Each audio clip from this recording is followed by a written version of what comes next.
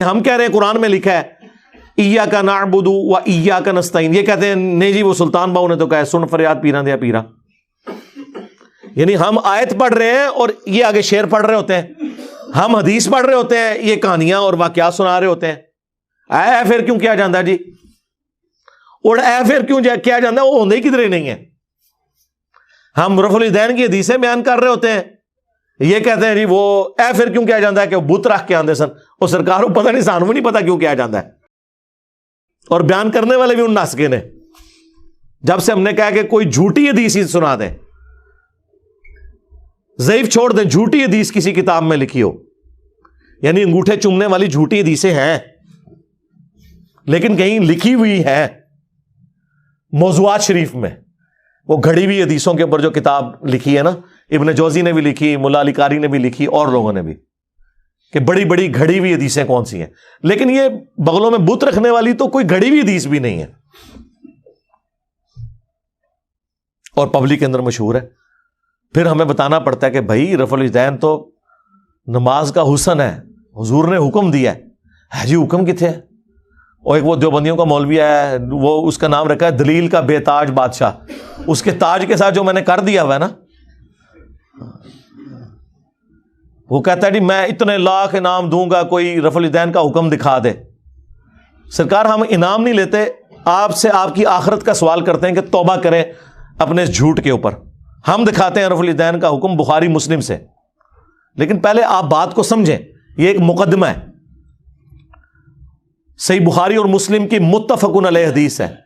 نبی علیہ السلام نے فرمایا اللہ نے مجھے جوامع کلمات کے ساتھ بھیجا ہے، میں بات مختصر کرتا ہوں اور مفہوم گہرا.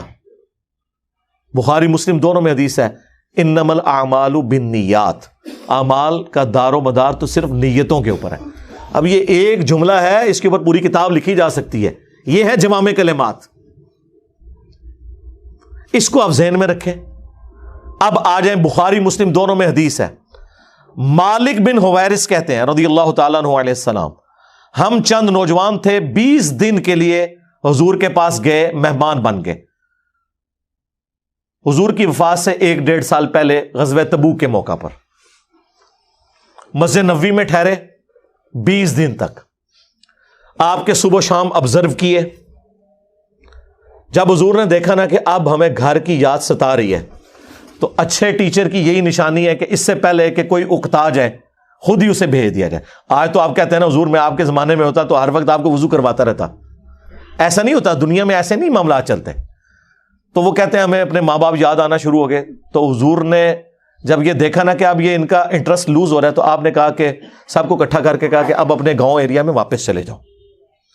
جب جانا تو جب نماز کا ٹائم ہو تو تم نے مجھے 5 وقت نماز پڑھتے ہوئے دیکھا ہے، ان اوقات میں تم نے نماز پڑھنی ہے. ایک بندہ اذان دے گا جو زیادہ قرآن جانتا ہے اور عمر میں بھی بڑا ہو، وہ تمہاری امامت کروائے.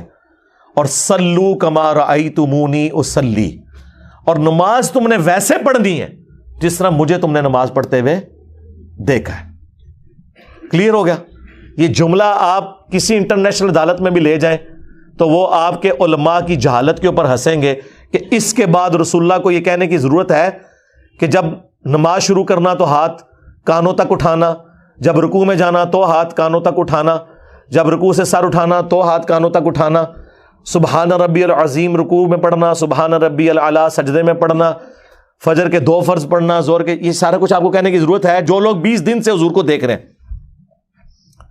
اس کے بعد صرف ایک ہماری ذمہ داری ہے کہ جس شخص کو حضور نے یہ کہا نا تم نے نماز ویسے اسٹیبلش کرنی ہے جس طرح مجھے تم نے دیکھا ہے، ہم اس شخص سے یہ بتا دیں کہ حضور کو نماز پڑھتے ہوئے اس نے کیسے دیکھا ہے. پھر کام ختم ہو گیا نا.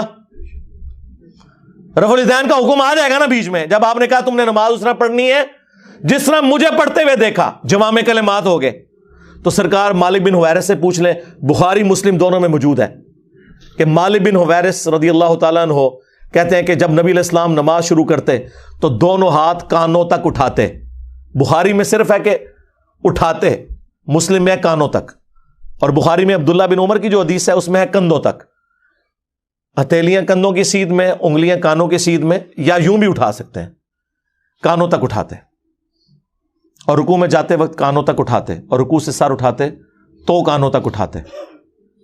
مالک بن حویرث خود نماز کا طریقہ سکھا رہے ہیں, بلکہ بخاری میں الفاظ ہیں, وہ کہتے ہیں نماز کا میرا ارادہ نہیں تھا, میں تمہیں نماز سکھانے کے لیے بتا رہا ہوں کہ میں نے نبی علیہ السلام کو اس طرح نماز پڑھتے ہوئے دیکھا ہے رفع الیدین کے ساتھ. اور ایون بخاری میں جلسہ استراحت آیا ہے کہ مالک بن حویرث پہلی اور تیسری رکعت میں اس وقت تک نہیں کھڑے ہوتے تھے دوسری اور چوتھی رکعت کے لیے جب تک بیٹھ نہ جائیں دوسرا سجدہ کر کے بھی.